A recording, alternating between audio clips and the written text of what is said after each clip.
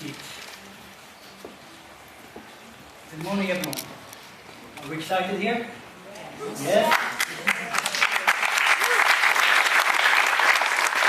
Back then, they had cut down so many of their trees, and so there were not roots to hold the soil when the rains came. And it was so clear from space that you could see this, because at the mouth of all the rivers, as you saw the entire nation at once of Madagascar, you could see the silt that was discoloring the bright blue water of the Indian Ocean. So there's an effect. But there was an additional effect on me because I was and am a politician. So when I looked for 6 days, I did not see religious division, and I did not see racial division, and I did not see political division. What I saw was we're all in this together as citizens of planet Earth. And I can tell you that that experience has informed a lot of my public service in the 4 decades since. And so I'm glad to be with 2 of our astronauts that are the best of the best. The fact that we have astronauts that have flown here with the Russians and flown with the Americans. By the way, this goes way back. Isn't it interesting? Now, this is a political, intriguing fact. As much difficulty as there is today between the United States and Russia because of the invasion of Putin in Ukraine, and yet on the space station, it's steady as you go. Not a deviation at all. Professional, great relationship between the cosmonauts and the astronauts. And this goes back a long time ago. This goes back to 1975, in the midst of the Cold War between the Soviet Union and the US. An American spacecraft commanded by General Tom Stafford rendezvoused and docked with a Russian or Soviet spacecraft commanded by General Alexei Leonov. And those crews lived together in the midst of the Cold War. That shows you what space does. Space brings us together instead of dividing us. And that was so much so that Tom Stafford and Alexei Leonov became the best of friends. Alexei arranged for Tom to be able to adopt 2 Russian boys. Those boys have now graduated from college. And when Alexei just passed away a few years back, Alexei Leonov, the first man to ever do a spacewalk. Alexei Leonov, one of the great icons of the Soviet Union and Russia. In the big state funeral in Moscow, who did they ask to give the eulogy? General Tom Stafford. That says something about space. Good morning, everyone. It's a great honor to be here. I think I'm a regular customer here to the Museum of the Future. Last week I was here with the Expedition 69, and actually I echo with Senator Bell that space do unite, or space does unite humanity. I worked on board the International Space Station for 6 months. I was with Expedition 69, 3 Russians, 3 Americans, and an Emirati. We worked as a family. we had the target is to make the humanity as a better species, just pushing the boundaries of explorations and doing all sorts of cutting-edge technologies on board the International Space Station. And it was home for us for 6 months. So I always say, if this is applicable in space, it is definitely applicable here on Earth. But yeah, again, we are really delighted and happy to be here today with Dr. Hazza Al Mansoori and Senator Bell. Thank you so much.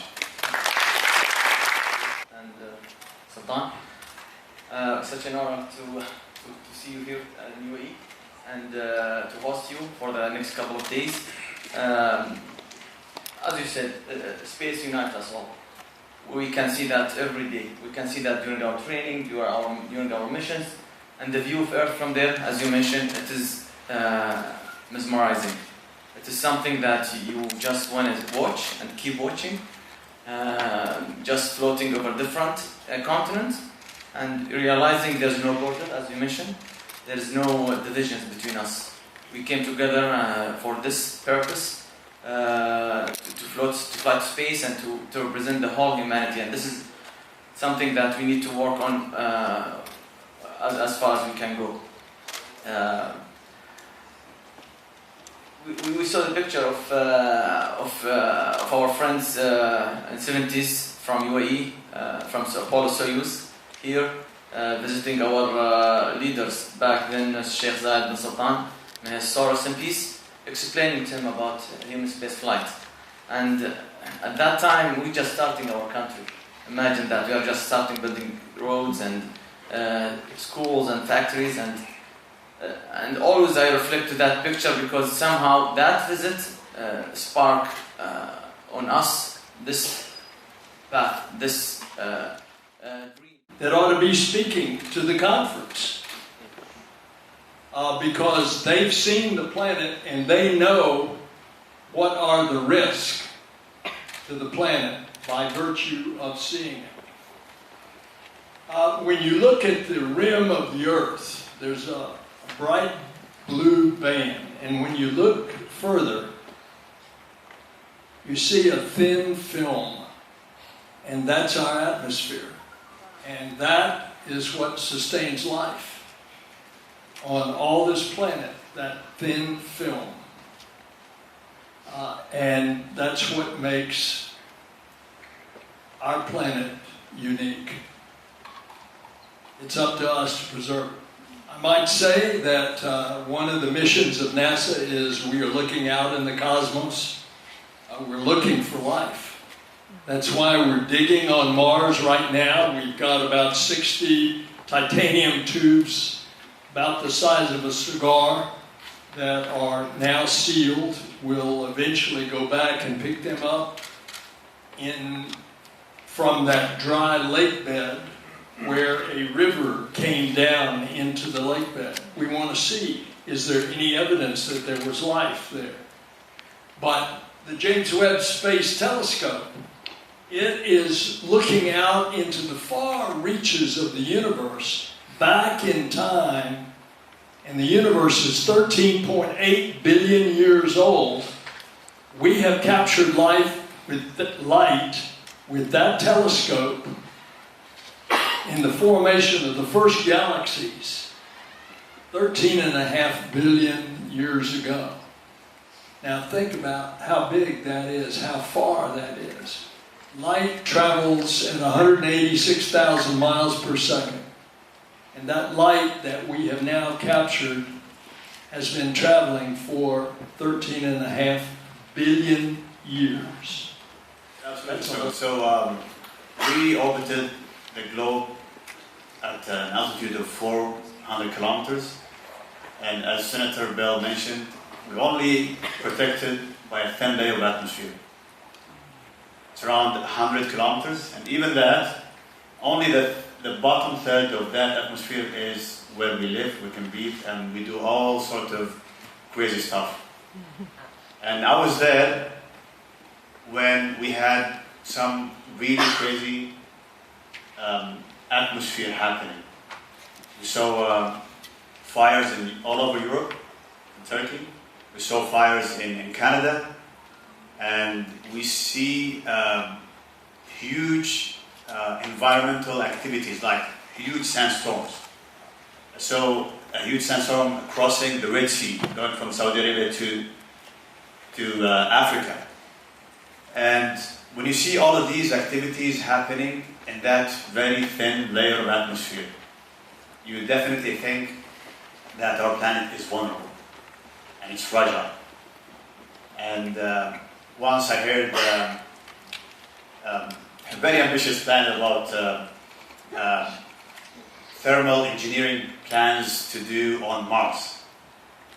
And you start thinking, if this capability is possible, why don't we do it on a planet that we are already living in? Our generations that will come in the future will live here. Why don't we do this here? Why don't we work hard to have some solutions that is important to sustain life here on Earth? Why do we have to go to another planet? Yes, exploration is important. I think we have to start from here, developing the technologies and working really hard as a like I would say, international and global community to save our mothership, which is planet Earth. From the beginning, when we started this training at NASA, it was 2020 during COVID.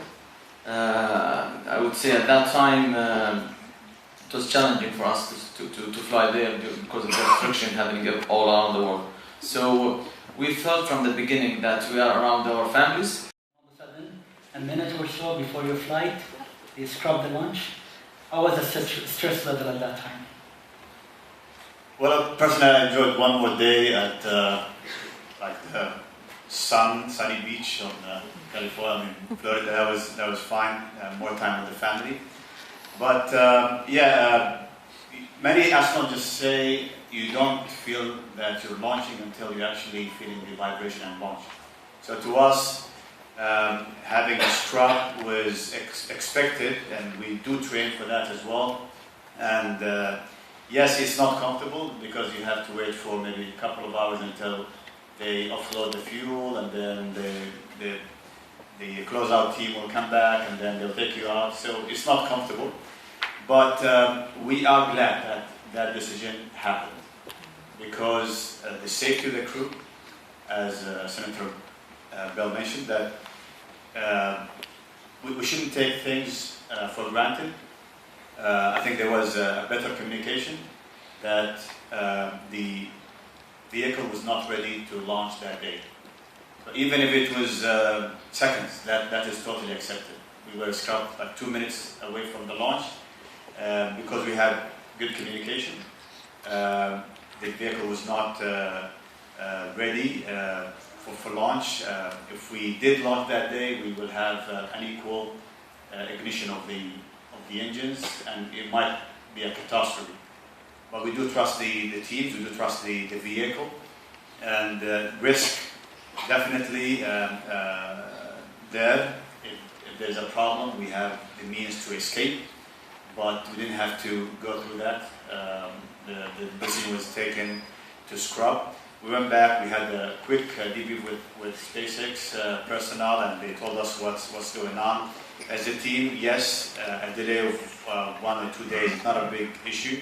Yes, we wanted to launch that day, but again, it gave us more time to rethink and to reunite quickly with the family. And as I mentioned, we train for these activities, we train for these situations, and the most important thing nowadays is to go ready. You have to go there as a crew who trust their vehicle, trust their systems, that they will bring them to the station and bring them back to Earth safely with no issues. I'm glad that decision was made that day. I worked with the current Artemis II crew. Red Wiseman, when we started our training, he was our chief of astronaut office at NASA. He was a huge support for us. Victor Clever, he was a close friend of mine, and also Christina Koch, she flew with me actually. We were together on the International Space Station. and Jeremy Hansen, who was our mentor during our training at NASA. So we are really building a good relationship with everyone there. So, and I think they are really excited for the mission. We are following each step they are doing in terms of training and preparation. Looking forward to see humans again flying by the moon and in future land on the moon. And I am ready. I'm wearing my small socks. So yes, my dream is to go back to the moon as a person and as a nation and as a humans. Also, I want to witness air flights from there. Come on, you went to space. Yes, why not? Why not? There's no limits, you know. And hopefully, and luckily here in UAE we have a huge support from our leaders. It's maybe not me, maybe not Sultan, someone from this nation. We're gonna go back, or we're gonna join this program again. We'll go back to the moon with them, and that's our dreams. It was impossible to say I want to be an astronaut here in UAE 6 or 7 years ago. And you know that, and now we have astronauts, and hopefully with the support of the international partners, with the NASA, we're gonna go back together with them to the moon, inshallah. Inshallah. Thank you.